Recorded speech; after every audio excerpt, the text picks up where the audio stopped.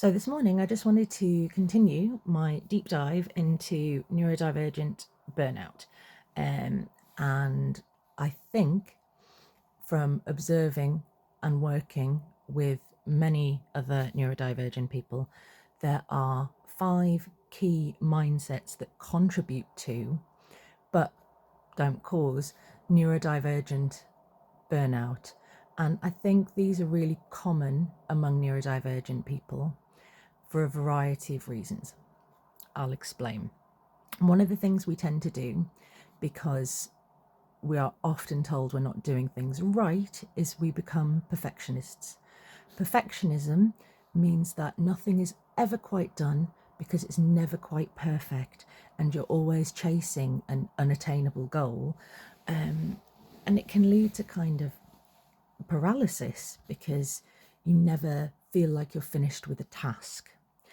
The second mindset I think is really important to address is people pleasing. Again, because we are often in a position where we may respond differently to the predominant neurotype, may not understand always some of the behaviours that we see around us.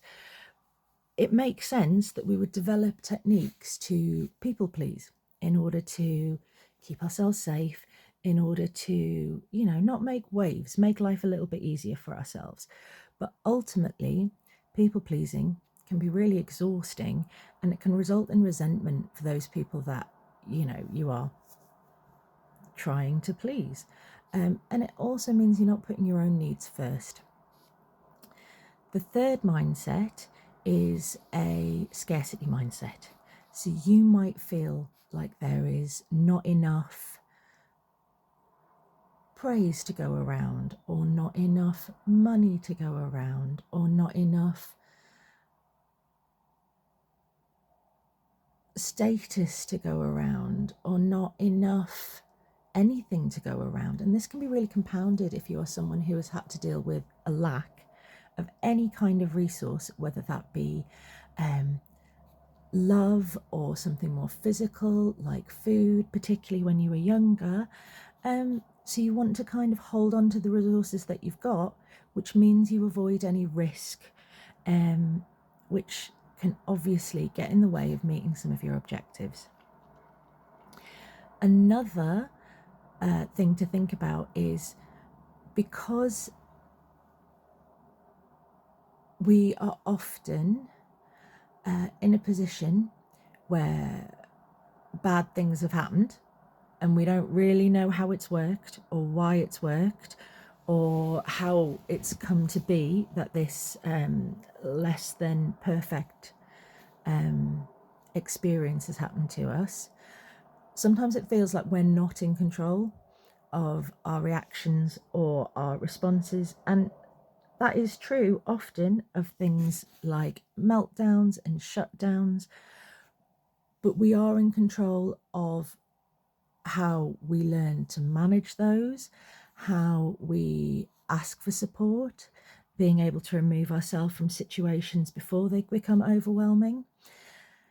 But I think when we haven't had those tools, often it feels like something outside of us is controlling what happens to us. For some people, that might be fate, that might be destiny, that might be, a feeling that your childhood has led to all of your behaviours. If you're scientific, you might think, oh, it's genetics. And that takes away some of our power to make decisions for ourselves and to change things that we don't like.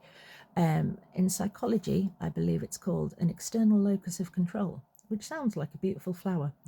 But anyway, and the final mindset that I wanted to really address was catastrophizing.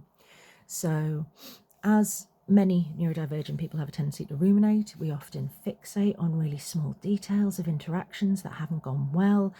And it's not uncommon for us to jump to the worst case scenario as a protective measure.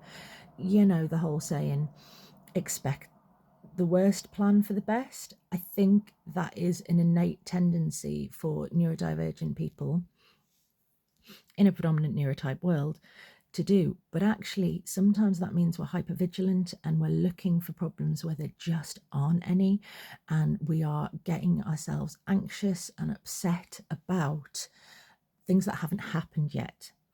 And those are the 5 mindsets. I think it's important for us to really think about how are they feeding into a negative spiral of overwhelm and potentially later burnout. Because if we can address some of the thoughts that we have in these mindsets, we can improve our resilience to the stress of being neurodivergent in a neurotypical world.